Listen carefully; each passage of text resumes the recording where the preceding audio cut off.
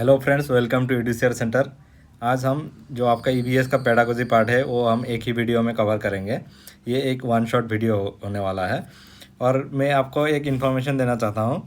ये जो EVS subject है आपका, ये मार्क करिंग सब्जेक्ट है। अगर आप अच्छे से पढ़ोगी तो आउट ऑफ 30 आप लेके आ सकते हो। ये इतना ईजी है और यहाँ से हम लोग जो नोट्स दे रहा है, जो हम पढ़ा रहा है, यहाँ से क्वेश्चन आएंगे एग्जाम में। तो आप अच्छे से पढ़िए, वीडियो को अच्छे से देखिए, पूरा देखिए। अगर आपको और डिटेल्स में देखना है तो हमारा जो पुराना ईवीएस का वीडियो है टॉपिक्स वाइज, उसको जाके देख सकते हो। ये जो वीडियो होने वाला है, ये जो सारा ईवीएस का पेडागोजी है वो हम एक ही वीडियो में कवर करेंगे, तो थोड़ा स्पीड में चलेंगे। तो पहला टॉपिक हमारा इसमें था nature, scope and importance of EVS and elementary stage. तो जो ईवीएस है उसका नेचर क्या है, उससे पहले हम देखेंगे why EVS eight primary level. जो ईवीएस है वो प्राइमरी लेवल में क्यों है। EBS at primary stage is an integrated subject area which draws upon the insight from science like physics, chemistry, biology, social studies like history, geography, political science, sociology, and environmental education like protection and conservation। ये जो EVS है primary stage में, ये एक integrated subject है। ये बच्चे को इंटीग्रेटेड मैनर में पढ़ाया जाता है। जैसे साइंस है, साइंस में आपका जैसे फिजिक्स हो गया, केमिस्ट्री हो गया, बायोलॉजी हो गया। सोशल साइंस में जैसे हिस्ट्री, जियोग्राफी हो गया। तो ये अलग अलग पढ़ाने की वजह से बच्चे को ज़्यादा करिकुलम लोड होगा, इसलिए जो EVS है यहाँ पे सब इकट्ठा पढ़ाएंगे, सारा चीज़ को इकट्ठा पढ़ाएंगे। तो इसको हम ऐसे इंटीग्रेटेड सब्जेक्ट पढ़ेंगे।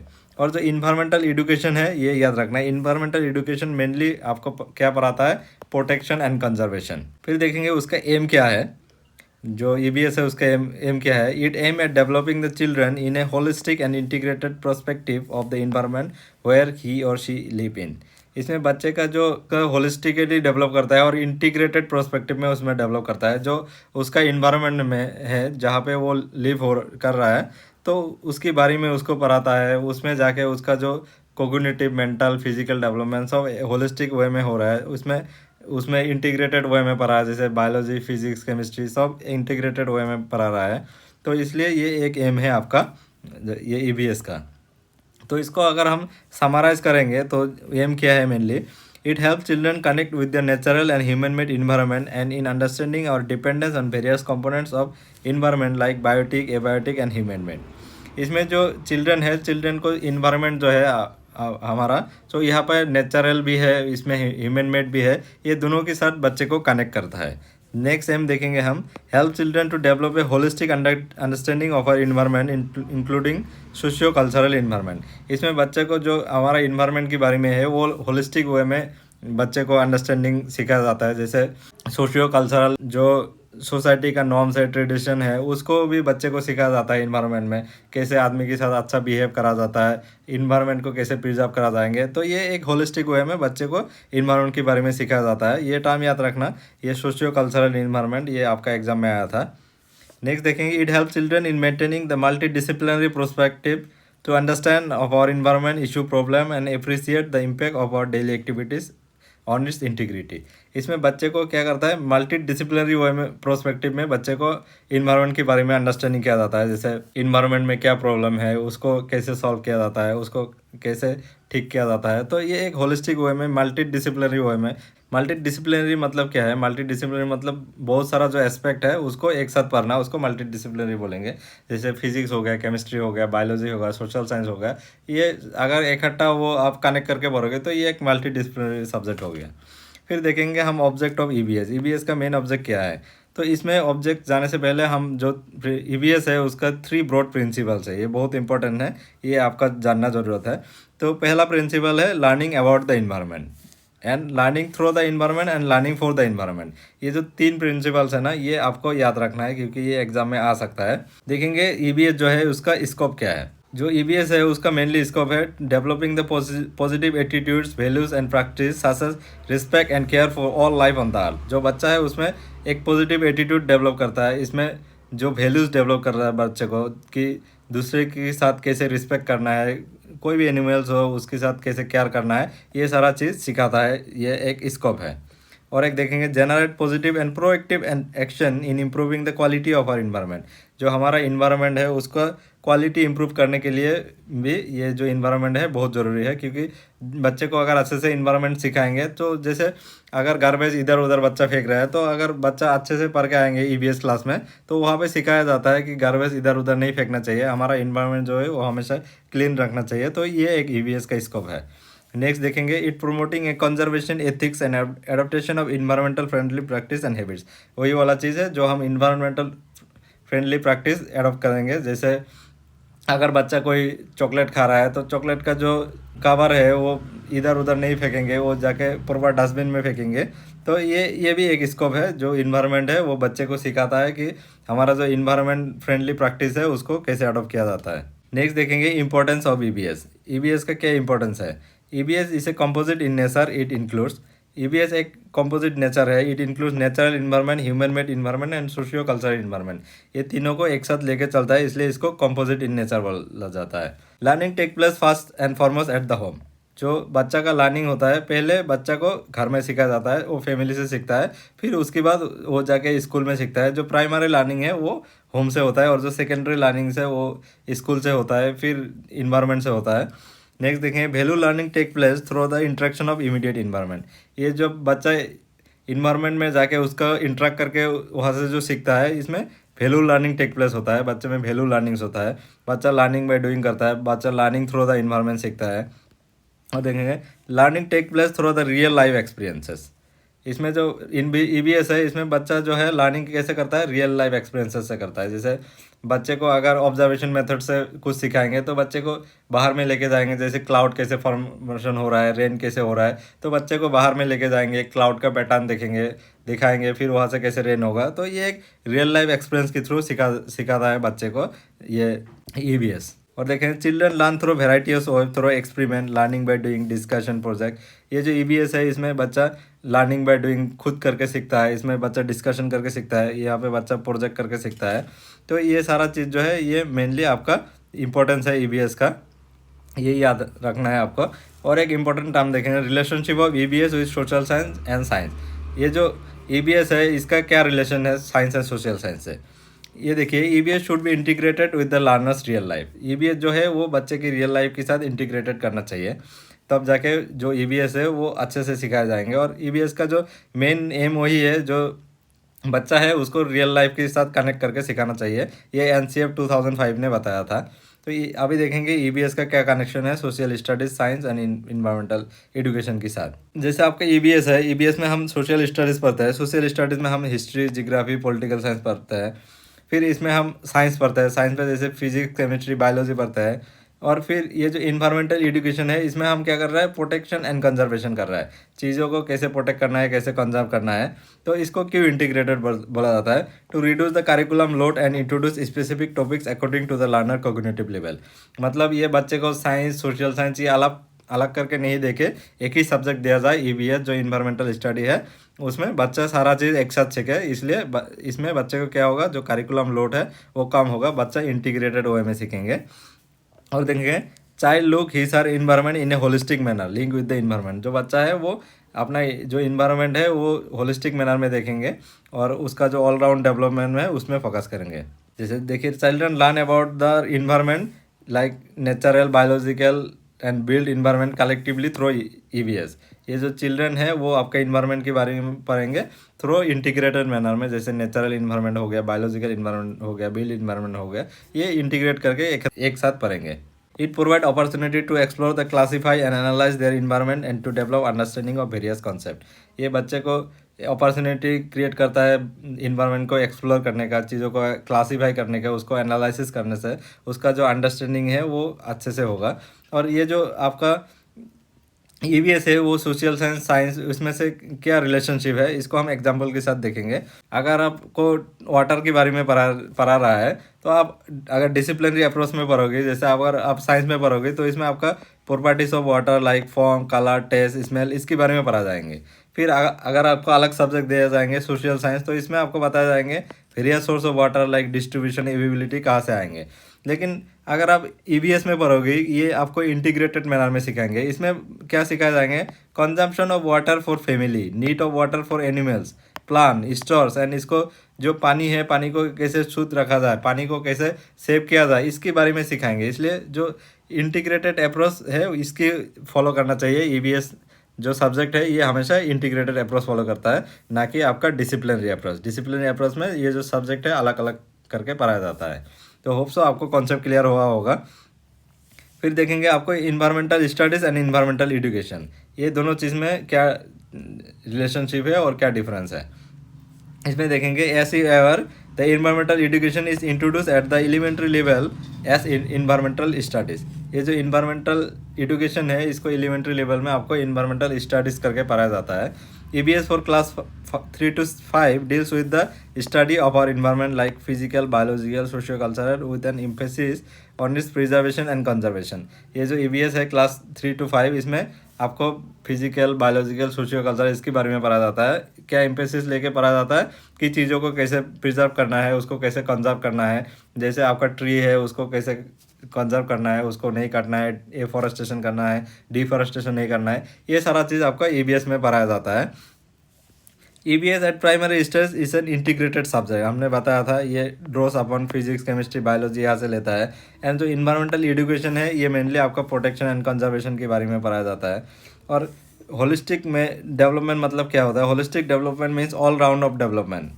ये बच्चे का ऑल राउंड ऑफ डेवलपमेंट होना चाहिए। जैसे बच्चे का इंटेलेक्चुअल डेवलपमेंट होना चाहिए, इमोशनल डेवलपमेंट होना चाहिए, सोशल डेवलपमेंट होना चाहिए। ये सारा चीज़ जो है बच्चे में डेवलपमेंट होना चाहिए, इसको हम होलिस्टिक डेवलपमेंट बोलेंगे। फिर ये नेक्स्ट पॉइंट देखेंगे हम, aims and objective of teaching EBS with reference to NCF 2005। ये आपका मोस्ट इंपॉर्टेंट टॉपिक्स है क्योंकि यहाँ से आपका 2-3 क्वेश्चन हमेशा आता है। इसको अच्छे से पढ़ के जाना है आपको कि जो NCF 2005 है उसका एम्स क्या है और उसका ऑब्जेक्टिव क्या है। पहले देखेंगे the following aims of EBS are according to NCF 2005। इसमें एम्स क्या है, expose children to the real life world that is natural and socio cultural. बच्चे को हमेशा रियल लाइफ वर्ल्ड में एक्सपोज करना चाहिए, वहाँ से बच्चे को सीखना चाहिए। Enable them to analyse, evaluate and draw inferences about the problems and concern to the related environment. जो बच्चा है वो हमेशा एनालिसिस करने देना चाहिए, उसको इवेलुएट करना देना चाहिए और बच्चे को हमेशा इन्फ्लुएंसेस ड्रॉ करना चाहिए जो इन्वायरमेंट का प्रॉब्लम है और उसका सॉल्यूशन कैसे ढूंढे उसको बच्चे को सिखाना चाहिए।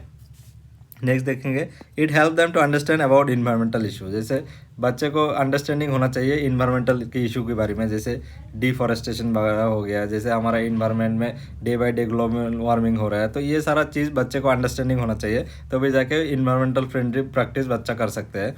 Foster and nurture the favourable attitude and value towards the environment. ये जो बच्चा है बच्चे को हमेशा नर्चर करना चाहिए फेवरेबल एटीट्यूड के बारे में। जैसे बच्चे को गुड एटीट्यूड सिखाना चाहिए टुवर्ड्स द इन्वायरमेंट। जो इन्वायरमेंट है उसको कैसे किसके साथ कैसे रिस्पेक्ट करना है, चीज़ों को कैसे अच्छे से रखना है, कैसे इन्वायरमेंट फ्रेंडली प्रैक्टिस करना है। और नेक्स्ट देखेंगे, प्रोमोट पॉजिटिव एक्शन। हमेशा ये पॉजिटिव एक्शन प्रमोट करना चाहिए, नेगेटिव कभी भी नहीं करना चाहिए। ये आपका EBS का एम्स है। हमेशा जैसे जो सराउंडिंग है आपका घर उसको क्लीन रखना चाहिए, ये सारा चीज़ आपका एक्शन होता है आपका, तो ये एम है आपका। फिर देखेंगे NCF 2005 indicate the following some of the objective of teaching EBS। NCF 2005 का ऑब्जेक्टिव क्या था टीचिंग EBS का, to train children to locate and comprehend the relation between the natural, social and cultural environment. बच्चे को ऐसे train करना चाहिए जो बच्चा natural environment, social cultural environment इसके साथ रिलेशनशिप बिल्ड करे। नेक्स्ट देखेंगे, to develop and understand the best on observation and illustration draw from the life experiences and physical, biological, social, cultural aspect of life rather than abstraction. बच्चे को हमेशा ऐसे understanding करना चाहिए थ्रू ऑब्जर्वेशन, इलस्ट्रेशन, और बच्चे को हमेशा लाइव एक्सपीरियंस के थ्रू पढ़ाना चाहिए। जैसे जो फिजिकल हो गया, बायोलॉजिकल होगा, सोशल कल्चरल एस्पेक्ट होगा, ये बच्चे का रियल लाइफ एक्सपीरियंस के साथ सिखाना चाहिए। To create a cognitive capacity and resourceful to make them child various curious about social phenomenon starting with the family and moving wider to the space. जो बच्चा है उसमें कोग्निटिव कैपेसिटी डेवलपमेंट करना चाहिए, मेंटल डेवलपमेंट करना चाहिए, and resourceful to make the child curious about social phenomenon. जो हमारा सोशल फेनोमेनन होता है उसके बारे में बच्चे को क्यूरियस डेवलपमेंट करना चाहिए। इसमें पहले बच्चे को फैमिली से सीखना चाहिए, फिर जाके वो जब सोसाइटी में जाएंगे, कल्चर में जाएंगे, फिर वहाँ से सीखना चाहिए। नेक्स्ट देखेंगे to nurture the curiosity and creativity of the child particularly in relation to the natural environment including artefact and people. Nurture करना चाहिए, क्यूरियोसिटी एंड क्रिएटिविटी डेवलप करना चाहिए, पार्टिकुलरली रिलेशन टू द जो हमारा नेचुरल इन्वायरमेंट है उसमें, जैसे आपका आर्टिफैक्ट हो गया, पीपल हो गया, उसके बारे में क्रिएटिविटी एंड क्यूरियोसिटी डेवलप करना चाहिए। To develop awareness about the environmental issue, जो हमारा इन्वायरमेंटल इशू है उसके बारे में अवेयरनेस डेवलपमेंट करना चाहिए। To engage the child in exploratory and hands on activities to acquire basis cognitive psychomotor skills through observation, classification and influences. जो बच्चा है उसको हमेशा कोई भी चीज़ है उसको हैंड्स ऑन एक्टिविटीज़ के थ्रू सिखाना चाहिए। नेक्स्ट देखेंगे to emphasis design and fabrication, estimation and measurement as a prelude to the development of technological and qualitative skills in the later stage. जो बच्चा जब बड़ा होगा तो बच्चे को technological and quantitative skills develop करना चाहिए, जैसे चीज़ों को कैसे डिज़ाइन किया जाता है, उसको कैसे मेजरमेंट किया जाता है, ये सारा चीज़ जब लेटर स्टेज में आएंगे उसको सिखाया जाएगा। इसमें देखेंगे to able to critically address the gender concern and issue of marginalise and oppress with the values of equality and justice and respect for human dignity and right. ये जो ईवीएस है हमेशा ये याद रखना चाहिए, ऐसे करके बच्चे को सिखाना चाहिए, उसको हमेशा लोगों के ऊपर अच्छा वाला पॉजिटिव एटीट्यूड डेवलप हो, किसी के ऊपर हेट्रेड डेवलप ना हो, जो इक्वलिटी है, जो जस्टिस है वो डेवलप हो। कोई अगर गांव से आ रहा है या तो आपका प्रीविलेज सोसाइटी से आता है, मार्जिनल सोसाइटी से आता है, तो उसको इक्वलिटी मिलना चाहिए, उसको जस्टिस मिलना चाहिए उसको। और इसमें जो जेंडर इशू वगैरह है, जैसे जेंडर स्टेरियोटाइप होता है, जैसे कोई कोई जॉब में लड़की को नहीं लेता है, कोई कोई चीज़ों में लड़की को अलाउड नहीं करता है, तो ये सारा चीज़ नहीं होना चाहिए। इसमें हर चीज़ को आपका इक्वलिटी एंड जस्टिस होना चाहिए, और इसमें आपका respect for human and dignity होना चाहिए, सबको रिस्पेक्ट करना चाहिए, तो सबको इक्वल अपॉर्चुनिटी देना चाहिए। ईवीएस इसको सिखाता है। नेक्स्ट देखेंगे approach to teaching learning EVS. ये जो टीचिंग लर्निंग ईवीएस है इसमें क्या क्या अप्रोच होना चाहिए। मेनली इसमें जो मेथड है, टीचिंग लर्निंग मेथड है, वो क्या क्या होना चाहिए ईवीएस सिखाने के लिए। पहले देखेंगे हम ऑब्जर्वेशन मेथड। ऑब्जर्वेशन मतलब क्या है, बच्चा जो चीज़ों को ऑब्जर्व करके सीख रहा है उसको ऑब्जर्वेशन मेथड बोलेंगे। ये देखिए observation, this is about observing, exploring and discovering the world around. जो ईवीएस है ये हमेशा बोलता है जो चीज़ है उसको ऑब्जर्व करके, उसको एक्सप्लोर करके एंड उसको डिस्कवर करके सीखना चाहिए जो हमारा अराउंड द वर्ल्ड है। It is said that it is one of the ways in which infant learn by observation and observing things around, analyze them and drawing learning from such observation is the core of construction and reconstruction of knowledge based on one experience। जो छोटा बच्चा है वो जो चीज़ों को observe करके ज़्यादा सीखता है, तो इसमें बच्चा उसका नॉलेज कंस्ट्रक्शन के लिए बहुत हेल्प होता है। जैसे इसको हम एग्जाम्पल के साथ देखेंगे तो आपको और कॉन्सेप्ट क्लियर हो जाएंगे। जैसे यहाँ पे जैसे एक टॉपिक दिया है माई बर्ड, तो इसमें क्या बोल रहा है, let the student go out and observe the different birds and note the variation in colour, size and external future, record them. बच्चे को बाहर लेके जाके बर्ड दिखा रहा है और बोल रहा है उसका कलर, साइज, ये सारा चीज़ आप देखो। फिर let them identify different basic features of A bird. फिर बेसिक फीचर्स ऑफ बर्ड, उसका साइज़ क्या है, कलर क्या है, उसका बॉडी क्या है, नेक क्या है, ये लिखने को बोल रहा है। Teach the student how they can draw this differences feature using simple form of drawing. फिर बच्चे को बोल रहा है उसको कैसे आप डिफरेंट कर सकते हो अलग अलग बर्ड को, उसको डिफरेंट फॉर्म ऑफ ड्राइंग में आप उसको कीजिए। फिर student should now draw the diagram of the bird observe using the form of pattern. उस पैटर्न देख के जो बर्ड का जो है साइज क्या है, कलर है, वो पैटर्न देख के बच्चा ड्राइंग कर रहा है। The student should colour the diagram using crayons. बच्चा फिर जो ड्राइंग है उसको कलर कर रहा है। The student should stick all the drawing in A script book. फिर वो जाके स्क्रिप्ट बुक में ड्राइंग को रख रहा है। तो ये एक ऑब्जर्वेशन मेथड है। और इसको और एक चीज़ों के साथ और एक एग्जांपल के साथ सीखेंगे। जैसे यहाँ पे एक एग्जांपल दिया था, ये आपका एग्जाम में भी आया था क्लाउड्स के बारे में। ये बच्चे को टीचर ने बाहर में लेके गया और देखा कि कैसे क्लाउड को ऑब्जर्व करने बोला है, कि उसका कैसे शेप है, उसका क्या पैटर्न है, क्या साइज़ है। फिर बच्चे को बोल रहा है यहाँ से क्लाउड से कैसे रेन फॉर्म है वो बताने को बोल रहा है। तो ये वाला कौन सा मेथड आपका यूज़ कर रहा है, तो ये एक ऑब्जर्वेशन मेथड है। ऑब्जर्वेशन मेथड मेनली ये है, बच्चा जो है उसको बाहर में लेके चीज़ों को ऑब्जर्व करके सिखाता है, वही को ऑब्जर्वेशन मेथड बोलता है। ऑब्जर्वेशन मेथड में कैसे यूज़ करोगे, planning and preparation of observation. कोई भी जगह पे अगर आप ऑब्जर्व करने लेके जाओगे तो पहले आपको प्लानिंग एंड प्रिपरेशन करना चाहिए, फिर उसके बाद एक्चुअल ऑब्जर्व, फिर उसके बाद बच्चे को एक्चुअल ऑब्जर्व करने दोगे, फिर एनालिसिस एंड इंटरप्रिटेशन। फिर बच्चे को एनालिसिस एंड इंटरप्रिटेशन करने देना चाहिए कि क्या ऑब्जर्व किया क्या नहीं किया। फिर जनरलाइजेशन ऑफ रिजल्ट, फिर फाइनल रिजल्ट डेवलप होगा कि क्या ऑब्जर्व किया क्या नहीं किया, उसका जो आउटपुट है वो होगा। और ये इंपॉर्टेंट है, जो ऑब्जर्वेशन है इसमें क्या क्या टूल्स है यूज़ फॉर ऑब्जर्वेशन। तो इसमें आपका जो वर्कशीट है, शेड्यूल है, चेकलिस्ट है, रेटिंग स्किल्स है एंड स्कोर कार्ड है, ये जो टूल्स यूज़ किया जाता है ऑब्जर्वेशन में। नेक्स्ट देखेंगे activity based learning. Activity based learning क्या है? Activity based learning name suggested as they are actively involved in learning in the construction and reconstruction of knowledge based on his her individual experiences। ये बच्चा जो है चीज़ों को activity करके सीख रहा है, इसको एक्टिविटी बेस्ड लर्निंग बोल रहा है, अपना खुद का एक्सपीरियंस करके सीख रहा है। तो इसमें क्या क्या होना चाहिए, स्टेप क्या होना चाहिए एक्टिविटी लर्निंग में? तो इसमें पहले प्लानिंग होना चाहिए। जो टीचर अगर क्लास में आएंगे तो कैसे वो प्लान करेंगे, क्या एक्टिविटी देंगे बच्चे को। फिर कंडक्टिंग द एक्टिविटी, फिर बच्चे को एक्टिविटी कंडक्ट करने देंगे, फिर बच्चा एक्टिविटी करेंगे। फिर रिफ्लेक्ट ऑन द प्रोसेस, फिर प्रोसेस को में टीचर रिफ्लेक्ट करेंगे कि बच्चे ने क्या एक्टिविटी करके क्या सीखा है, फिर उसको रिवाइज करेंगे एंड फाइनली इंटरप्रिटेशन करेंगे। ये स्टेप है आपका एक्टिविटी का। इसमें देखेंगे making activity based learning work, कैसे एक्टिविटी बेस्ड लर्निंग को वर्क में लेंगे।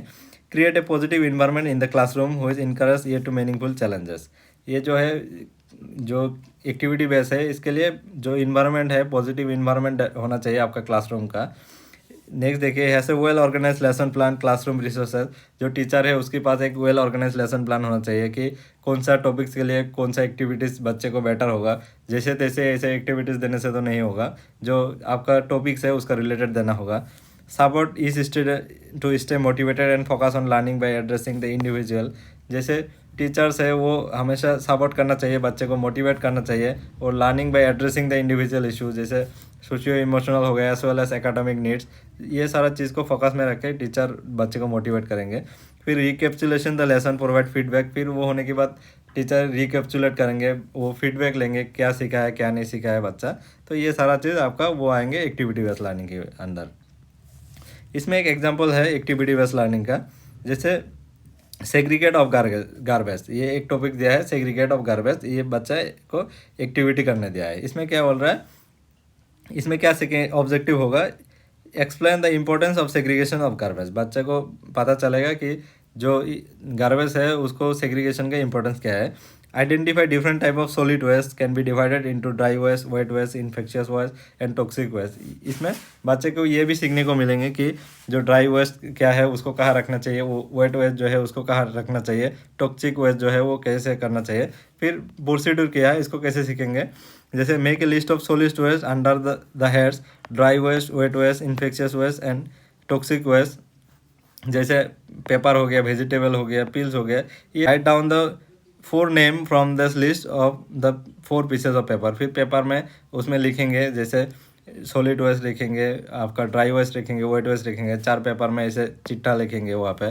फिर उसको मिक्स करेंगे एक बाउल में, फिर वहाँ से बच्चा को एक एक उठाने देंगे। फिर देखिए लेवल द 4 बास्केट ड्रेन। फिर हम 4 बास्केट रखेंगे ऐसे, एक में ड्राई वेस्ट लिखेंगे, एक में वेट वेस्ट लिखेंगे, फिर एक में इन्फेक्शियस वेस्ट लिखेंगे। फिर बच्चे को वहाँ से जो आपने वो चिट्ठा लगा था बच्चे को एक उठाने देंगे। बच्चा को अगर ड्राई वेस्ट आएंगे तो वो ड्राई वेस्ट उठा के वो ड्राई बिन में रखेंगे। तो ये एक एक्टिविटी हो गया। तो यहाँ से बच्चे को सीखने को मिलेगा कि कौन सा चीज़ आपका ड्राई बिन में रखना चाहिए, जो आपका वेट वेस्ट है उसको कैसे रखना चाहिए। तो ये सारा चीज़ सेग्रीगेट करके रखना चाहिए, ये सीखने को मिलेगा बच्चे को। नेक्स्ट देखेंगे हम ग्रुप डिस्कशन। ग्रुप डिस्कशन क्या होता है, ये बच्चा जो है एक ग्रुप में होता है, एक टॉपिक दिया जाता है, वहाँ से बच्चा ग्रुप डिस्कशन करके सीखता है। कोई भी जो इशू है उसके बारे में मेनली उसको टॉपिक्स दिया जाता है, तो वो ग्रुप डिस्कशन करके सीखते हैं। ये बेस्ट वे ऑफ लर्निंग है। इसमें और एक टर्म है जैसे बाज ग्रुप। बाज ग्रुप क्या है, ये बाज ग्रुप इसमें small group consisting of 3 to 6 person who are given a definite issue problem to discuss and associate tasks to complete in a short period of time. Generally each batch group record their output then report to a larger group। ये जो batch group है ये एक छोटा group होता है, small group. इसमें 3 to 6 person होता है और शॉर्ट पीरियड ऑफ टाइम होता है। इसमें उसको डिस्कस करना है बच्चे को, फिर यहाँ पे जो मिलेगा इसको फिर बड़ा ग्रुप में जाके उसमें शेयर करना है। जो batch ग्रुप है क्या है, ये एक स्मॉल ग्रुप है consisting 3 or 6 person who are give a definite issue problem and discuss. ये जो लाइन है आपको याद रखना है, अगर एग्जाम में आएंगे तो यहाँ से डायरेक्ट उठा के देंगे ये लाइन। फिर देखेंगे ये जो step of organising group discussion, ये आपको पता है टीचर ऑर्गेनाइज करेंगे क्लास में, 4-5 बच्चे को रखेंगे और एक टॉपिक्स दिया जाएगा, उसमें वो बच्चा डिस्कशन करेंगे। ये है आपका group discussion.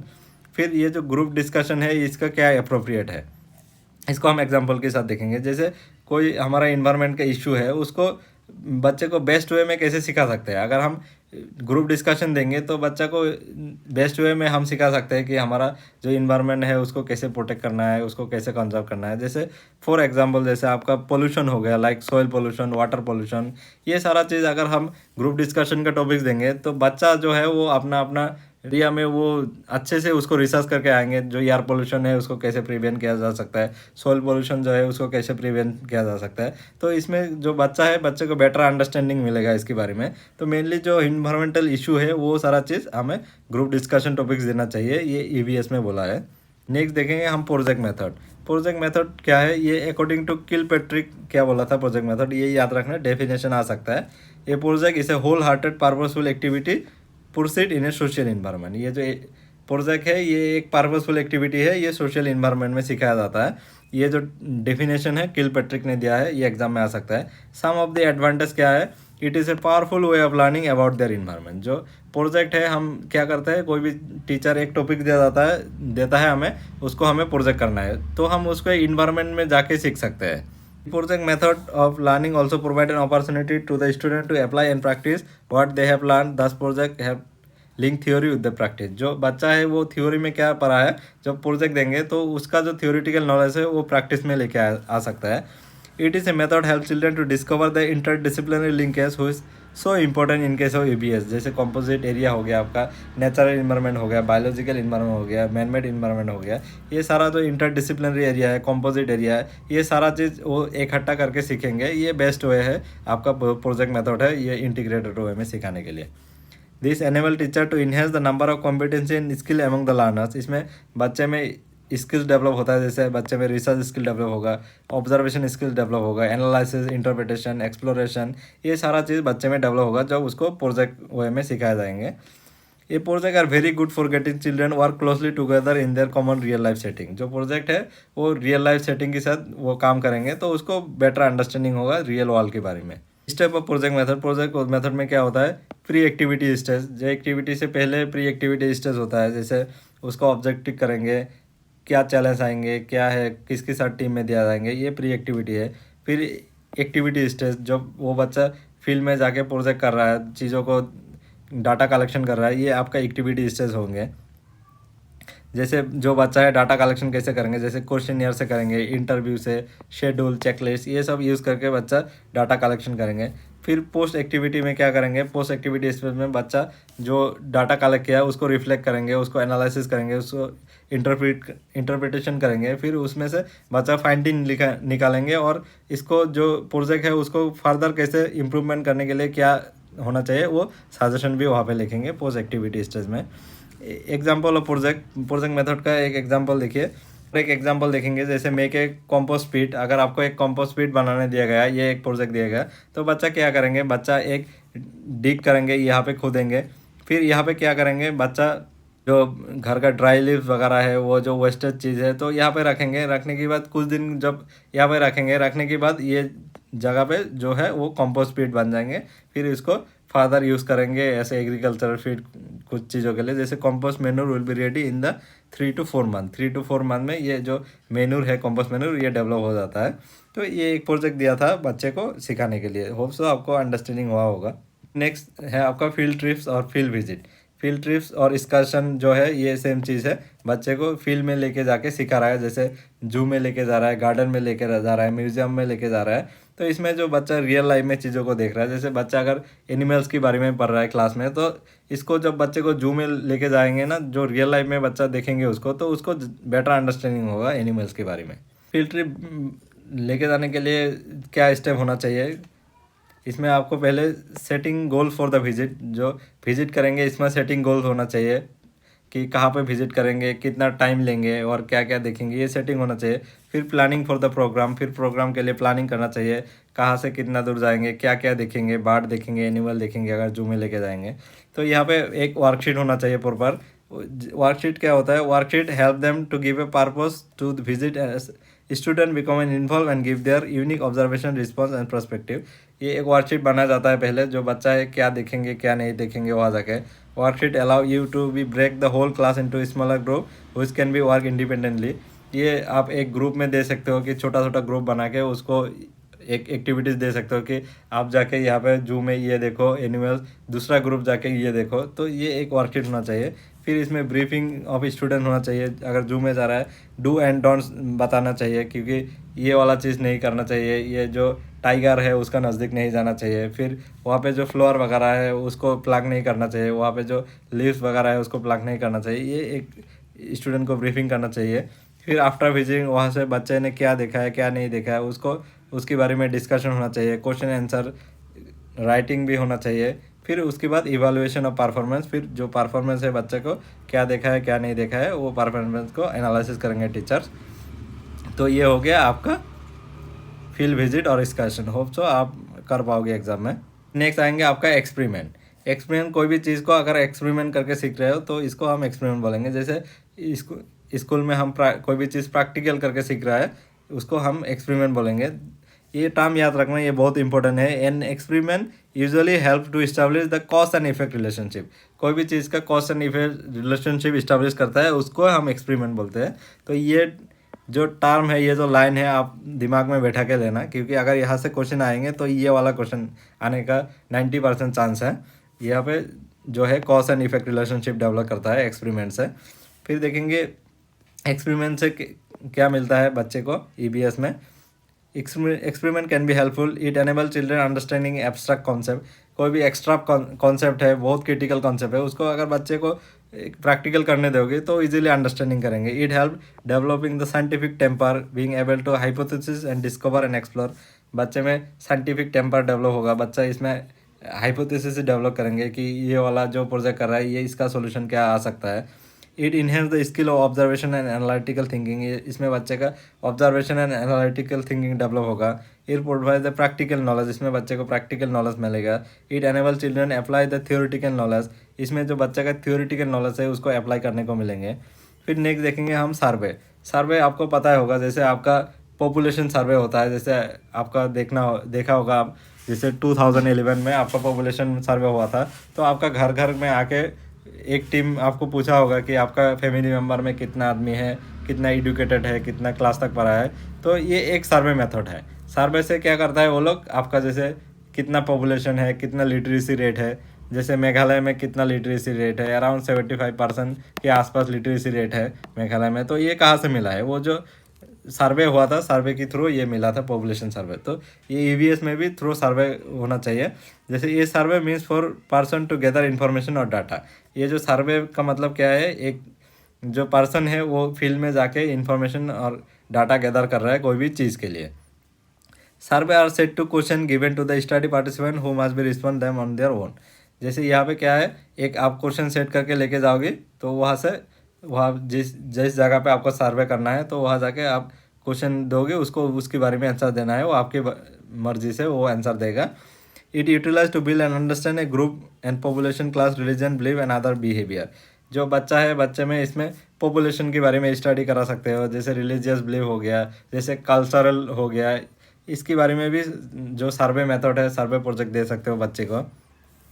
The objective of survey EVS teaching learning is to provide a chance for interaction, sensitization and diverse people and data collection। ये जो आपका सर्वे मेथड है ईबीएस में, इसमें क्या होता है, बच्चे को इंटरेक्शन करने को मिल रहा है। जब बच्चा किसी एरिया में जाके वहाँ पे सर्वे करेंगे तो वहाँ का पीपल से बच्चे को इंटरेक्शन करने को मिलेंगे। सेंसिटाइज टू डाइवर्स पीपल, इसमें जो वेराइटी ऑफ पीपल है उसको कैसे वो सेंसिटाइज करेंगे वो मिलेंगे। फिर बच्चा वहाँ से डाटा कलेक्ट करेंगे, ये वाला चीज़ हेल्प करेंगे। ये देखेंगे पर्पस क्या है आपका जो सर्वे मेथड है उसका, to provide an opportunity to interact with the community. जो बच्चा है वो कम्युनिटी में जाके सर्वे कर रहा है, तो ये कम्युनिटी के साथ इंटरेक्ट करने को मिल रहा है। To make children sensitise to different people के साथ कैसे बिहेव करना है, कैसे उसके साथ टैकल करना है, तो ये डेवलप हो रहा है बच्चे में। To provide an opportunity to collect information fast hand, इसमें बच्चे को फास्ट हैंड इन्फॉर्मेशन कलेक्ट हो रहा है, क्योंकि बच्चा डायरेक्ट जाके वहाँ से इन्फॉर्मेशन कलेक्ट कर रहा है। It is an opportunity for assessment, ये एक असेसमेंट करने का अपॉर्चुनिटी होता है सर्वे से। नेक्स्ट टॉपिक हम देखेंगे असेसमेंट इन एबीएस।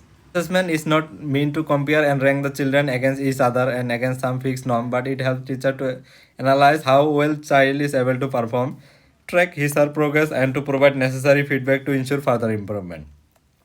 ये जो असेसमेंट है, ये बच्चे को एक दूसरे के साथ मतलब कंपेयर करना, इसको रैंक देना, ये असेसमेंट नहीं है। असेसमेंट क्या है, बच्चे को क्या सीख रहा है क्या नहीं सीख रहा है वो थ्रू आउट द ईयर बच्चे को एनालिसिस करना चाहिए, उसको प्रोग्रेस करना चाहिए, कौन सा एरिया में उसका कमी हो रहा है वो टीचर को गाइड करना चाहिए। फिर वहाँ पे नेसेसरी फीडबैक लेना चाहिए बच्चे से कि बच्चे सीख रहा है कि नहीं सीख रहा है, और उसका जो लेगिंग पॉइंट है उसको कैसे फर्दर इम्प्रूवमेंट किया जाए, ये मेनली आपका असेसमेंट होता है। और असेसमेंट टूल्स क्या होता है, in assessment tools are the material that enable you to collect data for your chosen method of assessment. ये असेसमेंट टूल से हम बच्चे का डाटा कलेक्ट करेंगे, डिफरेंट टूल्स है वहाँ से हम डाटा कलेक्ट करेंगे, जैसे ऑब्जर्वेशन शेड्यूल्स हो गया, चेकलिस्ट हो गया, रेटिंग स्किल्स हो गया, वीडियो ऑडियो रिकॉर्डिंग इंस्ट्रूमेंट हो गया, ये सारा चीज़ों से हम बच्चे का डाटा कलेक्शन करेंगे। और हम कैसे मतलब developing and selecting the assessment tool, जो एक गुड असेसमेंट टूल सेलेक्ट करनी है, क्या क्या चीज़ हमको ध्यान में रखना है, ये सारे टूल्स के लिए वो जो टूल्स है वो वैलिड होना चाहिए, वो रिलायबल होना चाहिए, वो फ्लेक्सिबल एंड फेयर होना चाहिए। तो ये चीज़ आपको याद रखना है, एक गुड जो असेसमेंट टूल्स है वो हमेशा आपका वैलिड होगा, रिलायबल होगा, फ्लेक्सिबल होगा एंड ये फेयर होगा। देखेंगे पर्पस ऑफ असेसमेंट, असेसमेंट क्यों करता है, enable the quantitative and qualitative understanding of the progress of learning among the student. जो बच्चा है उसका quantitative learning and qualitative learning, ये जो प्रोग्रेस है उसको हम जानने के लिए हम असेसमेंट करते हैं। Diagnosis the gap in realising the objective of EBS and take necessary measures, जो बच्चे में क्या गैप आ रहा है, क्या सीखने में प्रॉब्लम हो रहा है, उस गैप को कवर करने के लिए हम असेसमेंट करते हैं। Provide feedback to the student about their progress and motivate and guide them student in their further learning. जो बच्चा क्या पढ़ रहा है क्या नहीं पढ़ रहा है उसमें हम फीडबैक देंगे कि ये वाला एरिया में आपका अच्छा हो रहा है, ये वाला चीज़ में आपका लेगिंग हो रहा है, तो बच्चे को हम मोटिवेट करेंगे फर्दर उसका लर्निंग को इम्प्रूवमेंट करने के लिए। जो असेसमेंट है मेनली आपका टू टाइप्स ऑफ असेसमेंट होता है, एक होता है फॉर्मेटिव असेसमेंट और है आपका समेटिव असेसमेंट। फॉर्मेटिव असेसमेंट आपको पता है ये आपका ड्यूरिंग द क्लास होता है, थ्रू आउट द ईयर्स बच्चे क्या सीख रहा है क्या नहीं सीख रहा है, ये सारा चीज़ थ्रू आउट द ईयर्स होता है during the teaching learning process में। और समेटिव में क्या होता है, at the end of the year, जब आपका एंड ऑफ द ईयर होता है या तो एनुअल एग्जाम होता है, तो इसमें बच्चे को रैंक किया जाता है कि रोल नंबर 1 रोल नंबर 2 बच्चे को ग्रेड दिया जाता है। ये हो गया आपका समेटिव इवैल्यूएशन, ये आपका एंड ऑफ द ईयर होगा। और जो फॉर्मेटिव इवैल्यूएशन है ये क्या है, आपका थ्रू आउट द ईयर बच्चे को एसेस किया जाता है, बच्चे को क्या गैप हो रहा है लर्निंग में, फिर उसमें आपका जो है रेमेडियल मेजर देके वो गैप फुलफिल किया जाता है। फिर यहाँ पे दो टर्म देखेंगे, assessment of learning and assessment for learning. When you record the information with the help of any tool to know about in-depth of learning of the student, it is assessment of learning। जब कोई भी tools use करके बच्चा का in depth learning वो understanding करेंगे उसको हम असेसमेंट ऑफ लर्निंग बोलेंगे। On the basis of the record information when you plan further activities for learner you are practising the assessment for learning, this is also known as remediation. Mainly ये चीज़ आपको याद रखना है, जो assessment for learning है ये आपका फॉर्मेटिव की तरह सेम होता है, और असेसमेंट ऑफ लर्निंग जो है ये आपका समेटिव की थ्रू होता है, क्योंकि जो थ्रू आउट द ईयर सारा चीज़ इन डेप्थ बच्चा क्या सीखा है उसके बारे में आपको जानना है, तो असेसमेंट ऑफ लर्निंग करोगे।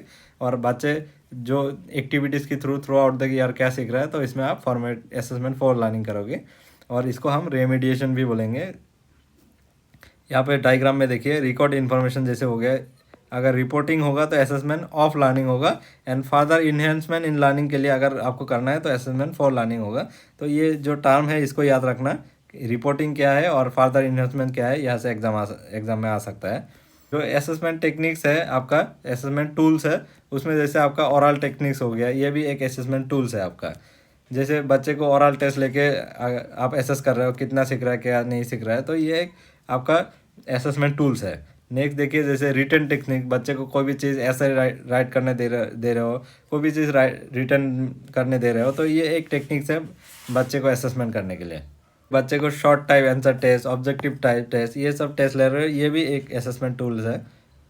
जैसे ऑब्जर्वेशन टेक्निक्स हो गया, बच्चे को ऑब्जर्व कर रहे हो, बच्चे का एटीट्यूड क्या है, बच्चे का हैबिट्स क्या है टुवर्ड्स द इन्वायरमेंट, बच्चे का प्रॉब्लम सॉल्विंग एबिलिटीज़, ये सारा चीज़ ऑब्जर्व कर रहे हो, ये भी एक असेसमेंट टूल्स के अंडर में आता है। जैसे रेटिंग स्किल्स हो गया, rating is a term applied to express of opinion and judgement regarding the some situation object और एक्शन। ये चीज़ों को एक्सप्रेस करना, ओपिनियन एंड जजमेंट दिया जाता है रेटिंग स्किल्स में। जैसे यहाँ पे देखिए, यहाँ पे अगर केव house clean in the responsibility of the mother only, जो आपका घर है वो क्लीन करना आपका मदर का क्या रिस्पॉन्सिबिलिटी है, इसको आप करोगी, आप स्ट्रांगली एग्री करोगी या एग्री करोगी, ये डिसएग्री करोगी, यहाँ पे आप टिक करोगे। जैसे अगर आप मानते हो कि आपका मदर का काम नहीं है ओनली हाउस क्लीन करने का, तो आप इसमें स्ट्रांगली डिसएग्री कर सकते हो। Waste material should be dispose out of the house, ये जो वेस्ट मटेरियल्स है आपको out of the house dispose करना चाहिए। अगर आपको एग्री करना है तो आप ये एग्री में टिक करोगे। तो ये हो गया आपका रेटिंग स्किल्स, आप कोई भी चीज़ को जांच कर रहे हो, उसको रेट कर रहे हो। आपका एडिशनल असेसमेंट टूल्स हो गया, जैसे create a game test, student can be asked to either create a board game or the word game that cover range of information relevant to EVS such the world of plants और water. जो आप एक game create कर सकते हो, जैसे word game हो गया वाटर के बारे में, ये सारा चीज़ों से भी असेसमेंट कर सकते हो। टेक होम टेस्ट हो गया, ओपन बुक टेस्ट हो गया, ग्रुप टेस्ट हो गया, ये सारा चीज़ आपका असेसमेंट टूल्स के अंदर में आता है। इंपॉर्टेंट टाइम देखेंगे reporting of student progress, student जो प्रोग्रेस है उसको कैसे रिपोर्टिंग करोगे। Reporting is the second essential part of assessment process, it is a method of communicating the information gain from assessing the student learning to relevant person including the learner himself herself. ये जो बच्चा का जो information collect किया उसको हम कैसे report करेंगे। The purpose of reporting is to support teaching and learning by providing feedback to the student, parent, teacher and about the achievement and progress। जो बच्चा क्या सीखा है क्या नहीं सीखा है उसके बारे में हम फीडबैक देंगे, बच्चे को देंगे, पेरेंट्स को देंगे। तो यहाँ से क्या अचीवमेंट किया है बच्चे ने, क्या प्रोग्रेस है उसका लर्निंग में, ये हम रिपोर्टिंग करेंगे। तो रिपोर्टिंग के लिए सबसे बेस्ट वे क्या है, आपका पोर्टफोलियो है। पोर्टफोलियो से बच्चे को रिपोर्ट कर सकते हो, बच्चे को एसेस कर सकते हो। Some of the school use portfolio for reporting of student progress. जो बच्चे का स्टूडेंट प्रोग्रेस है उसके लिए पोर्टफोलियो यूज़ करता है। The actual work done by the child over a year can be collected in A portfolio. जो बच्चा ने एक्चुअल वर्क किया है वो ओवर द ईयर उसको अगर आप कलेक्टेड करोगे तो इसको पोर्टफोलियो बोलेंगे। ये आपका एग्जाम में आया था 2023 में, ये लाइन पूरा उठा दिया था same to same. Teacher collect student work and complaint in a separate file for each child. As the school year progress the collection of the portfolio increase with the assorted collection in the portfolio. साथ जो teacher है वो भी वो file में save करके लगता है बच्चा का जो काम है। फिर जो धीरे धीरे कितना ईयर बढ़ता रहता है, एक क्लास में दूसरा क्लास में जाता है, तो इसका जो पोर्टफोलियो है वो बढ़ता रहता है उसका कलेक्शन। जैसे बच्चे ने क्या ड्राइंग किया है, क्या स्केच किया है, कौन सा लीव्स कलेक्ट किया है, जैसे वर्कशीट हो गया, आंसर शीट हो गया, ये सारा पोर्टफोलियो है। यहाँ पे एक चीज़ आपको याद रखना है, जैसे दूसरा सब्जेक्ट में अगर आप पोर्टफोलियो के बारे में पढ़ोगे, जैसे आप चाइल्ड डेवलपमेंट एंड पेडागोजी में पढ़ोगे या तो इंग्लिश में पढ़ोगे, तो वहाँ पे क्या बोला जाता है, जो पोर्टफोलियो है ओनली आपका जो सिलेक्टेड वर्क है, आपका जो गुड वर्क है उसको कलेक्ट किया जाता है। लेकिन ईबीएस में क्या बोल रहा है, पोर्टफोलियो में ईबीएस में बोल रहा है कि आपका जो सारा वर्क है उसको आपको पोर्टफोलियो में ऐड करना है। ये चीज़ आपको याद रखना है। अगर आप ईबीएस का एग्ज़ाम में पोर्टफोलियो का आंसर दे रहे हो तो आप जो सारा वर्क है बच्चे का वो सारा चीज़ वहाँ पे ऐड करता है। और जो अदर सब्जेक्ट का आप दे रहे हो तो इसमें क्या हो रहा है, जो बच्चे का जो सिलेक्टेड वर्क है, जो गुड वर्क है, ओनली उसको ऐड किया जाता है। यहाँ पे देखिए लिखा है all kind of work by child should be included not only the best work. यहाँ पे बोल रहा है जो ईबीएस में है ऑल काइंड ऑफ वर्क, लेकिन जो अदर सब्जेक्ट में ये क्वेश्चन आएंगे तो जो बच्चे का बेस्ट वर्क है ना, जो सिलेक्टेड वर्क है, उसी को पोर्टफोलियो में ऐड किया जाता है। ये थोड़ा डिफरेंस आपका ईबीएस एंड अदर सब्जेक्ट का। Then assessment, recording and test score, the actual work carried out by the child should be put in। जो बच्चा एक्चुअल वर्क किया है उसी को वहाँ पे रखना है। जैसे बच्चा कोई ड्राइंग किया है, कोई लीव कलेक्ट किया है, तो उसी को पोर्टफोलियो में रखना चाहिए। Store it carefully and present neatly to parents when required. ये आपको अच्छे से स्टोर करके रखना है, जब ज़रूरत है वो पेरेंट्स को भी दिखा सकते हो, आपका टीचर को भी ज़रूरत हो सकता है। देखेंगे लर्निंग टीचिंग रिसोर्सेज, ये जो आपका लर्निंग टीचिंग रिसोर्सेज है ये देखेंगे। What is learning teaching resources, learning teaching resources क्या है। Resources means something that can be use to help achieve the an aim. कोई भी चीज़ जो है उसको अगर हम यूज़ करके कुछ एम को अचीव कर रहा है उसी को हम लर्निंग रिसोर्सेज बोलेंगे। जैसे लर्निंग रिसोर्सेज आपका नंबर्स ऑफ लर्निंग रिसोर्सेज है, जैसे आपका डिक्शनरी हो गया, आपका मैप हो गया, मॉडल्स हो गया, ये आपका लर्निंग रिसोर्सेज है। एग्जाम्पल देखेंगे, जैसे a teacher want to teach about the plants, he और she use the school garden as a learning resources. एक टीचर अगर प्लांट के बारे में पढ़ाना चाहता है तो ये जो ईवीएस है यहाँ पे बोला है बच्चे को रियल लाइफ के साथ कनेक्ट करना है। जो स्कूल का गार्डन है बच्चे को गार्डन में लेके जाके प्लांट दिखाएंगे तो बच्चे जो रियल लाइफ चीज़ है उसके साथ कनेक्ट कर पाएंगे। To clarify the concept of river pond, teacher may arrange a visit to a river pond और she can show the video clip और पिक्चर ऑफ इट। अगर आपको रिवर पॉन्ड के बारे में पढ़ाना है तो बच्चा जो टीचर है वो बच्चा को रियल लाइफ में रिवर पॉन्ड में विजिट करा सकता है या तो वीडियो क्लिप दिखा सकता है। सारा जैसे रिसोर्सेज जैसे मैप हो गया, मॉडल हो गया, स्कूल गार्डन है, ये ऐसे रिसोर्सेज आप बच्चे को सिखा सकते हैं। हमारा जो स्कूल्स है ये भी एक रिसोर्सेज है। जैसे टाइप ऑफ रिसोर्सेज, जैसे कम्युनिटी रिसोर्सेज क्या है, जैसे कारपेंटर हो गया, शॉपकीपर हो गया, पेरेंट टीचर, ये आपका कम्युनिटी रिसोर्सेज। जैसे इंस्टीट्यूशनल रिसोर्सेज, जैसे बैंक हो गया, हॉस्पिटल हो गया, ऑफिस हो गया, यूनिवर्सिटी हो गया। तो बच्चे को यहाँ से लेके जाके सिखा सकते हो, ये या तो वहाँ का आदमी को बुला के बच्चे को सिखा सकते हो। जैसे अगर कोई भी चीज़ आपको डिजीज़ के बारे में पढ़ाना है स्कूल में, तो अगर आप हॉस्पिटल से किसी डॉक्टर को उठा के लेके आओगे तो वो बेस्ट वे में डिजीज़ के बारे में बता सकता है। देखेंगे रिसोर्सेज इन नेचर, जैसे रिवर हो गया, जंगल हो गया, नेचर के बारे में सिखाना है, जैसे रिवर पॉन्ड के बारे में सिखाना है, तो बच्चे को वहाँ पे विजिट करा सकते हो। जैसे मीडिया रिसोर्सेज, जैसे न्यूज़पेपर हो गया, टेलीविज़न हो गया, रेडियो, पोस्टर, एडवर्टाइजमेंट, इसको भी यूज़ कर सकते हो। टेक्नोलॉजिकल रिसोर्स, जैसे आपका मोबाइल फ़ोन हो गया, कैमरा हो गया, इंटरनेट हो गया, ये सारा आपका technological resource.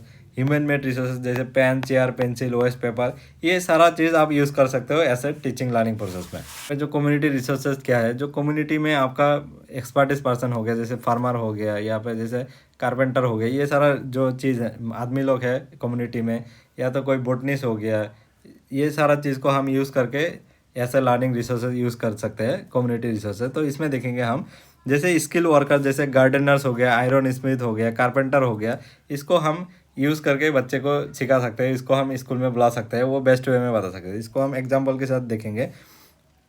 This week you are discussing the theme things we make and do. ये बच्चे को ये टॉपिक्स पढ़ा है, things we make and do, ये टॉपिक्स के बारे में जब पढ़ा रहे हो, the potter can speak not only about his personal experience but can also deals with the aspect like types of soil in the area, the process of making the pottery. ये जो पोटरी है, जो आपका सॉइल से चीज़ों को बनाता है, पॉट वगैरह बनाता है, तो उसको अगर आप बुलाओगे तो वो बेस्ट वे में बता सकते हैं कि जो उस एरिया का जो सॉइल है, इसमें से अच्छे से बन पाएंगे कि नहीं, वो जो बनाना का प्रोसेस क्या है वो बेस्ट वे में बता सकते हैं। जो एक टीचर्स है वो तो थ्योरी पर क्या है, वो इतना नहीं बता सकते, लेकिन जो रियल लाइफ में वो बनाता है, उसको बुलाने से वो बहुत अच्छे से सिखा सकता है। तो इसको एक कम्युनिटी रिसोर्सेज माना जाएंगे। एग्जाम्पल देखेंगे, जैसे Nirmala's father a farmer has been invited by the teacher to help children understanding better about the plants in the general and words in a particulars. जो निर्मला फादर्स है वो एक फार्मर है, उसको टीचर ने इनवाइट किया है स्कूल में, और बच्चे को प्लांट्स एंड उसका जो वर्ड्स है उसके बारे में सिखा रहा है। तो इसमें जो फार्मर्स है वो बेस्ट वे में बता सकता है, जो प्लांट्स है वो कैसे ग्रो करता है, जो वर्ड्स है वो कौन सा मिट्टी में ग्रो करता है, तो फार्मर बेस्ट वे में बता सकता है। तो ये एक आपका वो है कम्युनिटी रिसोर्सेस है। जैसे आपका लोकल हेल्थ वर्कर हो गया, तो ये जो हेल्थ वर्कर जाके आपका बॉडी हाइजीन इसके बारे में बेस्ट वे में बच्चे को सिखा सकते हैं। तो यहाँ पे देख लेना, यहाँ से आपका एग्ज़ाम में आया था क्वेश्चन, ये वाला जो पॉइंट है ये क्वेश्चन में आया था, तो बाकी सब ऑप्शन भी आपका क्वेश्चन में आ सकता है, आप बहुत अच्छे से देख लेना यहाँ से। जैसे इंस्टीट्यूशनल रिसोर्सेज है, यहाँ पे आपका पब्लिक फैसिलिटीज़ है, जैसे public hospital, bus station, post office, जैसे म्यूजियम हो गया आपका, जैसे हिस्ट्रिकल प्लेस, इसको भी हम ऐसे इंस्टीट्यूशनल रिसोर्स यूज़ कर सकते हैं। अदर इस्टेब्लिशमेंट हो गया, प्लांट नर्सरी हो गया, वाइन फार्मिंग हो गया, यूनिवर्सिटी, डैम, ये सारा चीज़ आप ऐसे इंस्टीट्यूशनल रिसोर्स यूज़ कर सकते हो। जैसे commercial and industry setup, power house unit, factories, ये हमेशा आप ऐसे यूज़ कर सकते हो। जैसे local mela provide good opportunity for learning, by visiting the mela student can learn how market work and can realise the local rituals, dressing styles, mode of living different kinds of people. जो आदमी है वहाँ का क्या रिचुअल्स फॉलो करता है, क्या dressing styles है, ये इंस्टीट्यूशनल रिसर्च यूज़ करके बच्चे को सिखा सकते हो। जैसे मीडिया रिसोर्सेज हो गया, मीडिया रिसोर्सेज से बच्चे को सिखा सकते हो। जैसे local, national and international newspaper, ये न्यूज़पेपर यूज़ करके बच्चे को सिखा सकते हो। मैगजीन्स हो गया, specially EVS including Safari, the National Geography, Down to the Earth, Gyan Darshan, ये सारा मैगजीन यूज़ करके बच्चे को सिखा सकते हो। Television channel like discovery, national geography, यहाँ पे दिखा के बच्चे को वहाँ पे एनिमल्स वगैरह के बारे में सिखा सकते हो। Radio programme related to EVS like Gyan Bharati, Vidya Bharati, ये सारा चीज़ यूज़ करके बच्चे को सिखा सकते हैं। ये ऐसे मीडिया रिसोर्सेज है, तो ये आप अच्छे से देख लेना, क्योंकि यहाँ से एक पॉइंट डायरेक्टली उठा देंगे, आपका क्वेश्चन में आपको आंसर करना पड़ेगा। ये भी क्वेश्चन दे सकते हैं, जैसे radio programme related to EBS, तो ये ऑप्शन दिया जाएगा कौन सा वाला है आपको टिक करना है, तो ये आपको ध्यान से पढ़ना है। मीडिया रिसोर्सेज में using the newspaper cutting related to EVS, student can undertake research work और project of an identical theme in EVS. जैसे आप न्यूज़पेपर कटिंग उसमें लगा सकते हो, जैसे वाटर के बारे में आप स्टडी कर रहे हो तो वाटर पॉइजन से कितना आदमी मरा था, फिर उसको प्रिवेंशन कंट्रोल करने क्या करना चाहिए, जो न्यूज़पेपर में आर्टिकल्स आया था तो उसको आप काटिंग वहाँ पे लगा सकते हो। तो इसको ऐसे रिसोर्स यूज़ कर सकते हो।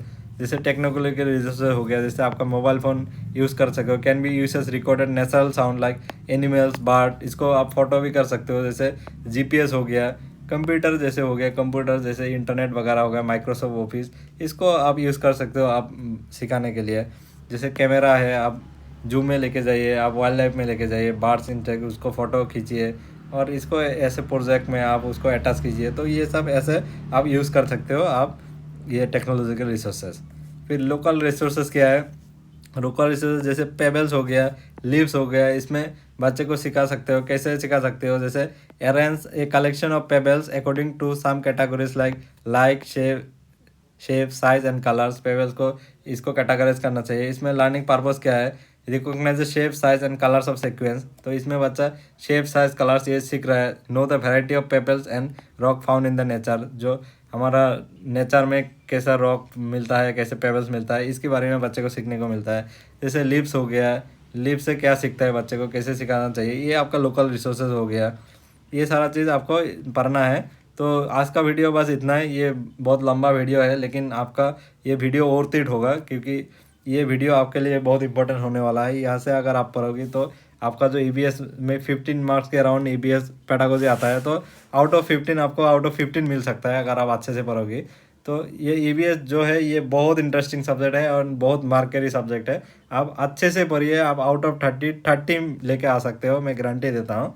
आप सिर्फ अच्छे से पढ़िए, मेरा जो नोट्स है ये अच्छे से पढ़िए, आपको यहाँ से एग्ज़ाम में क्वेश्चन आएंगे। And thank you for watching this video and see you in the next class.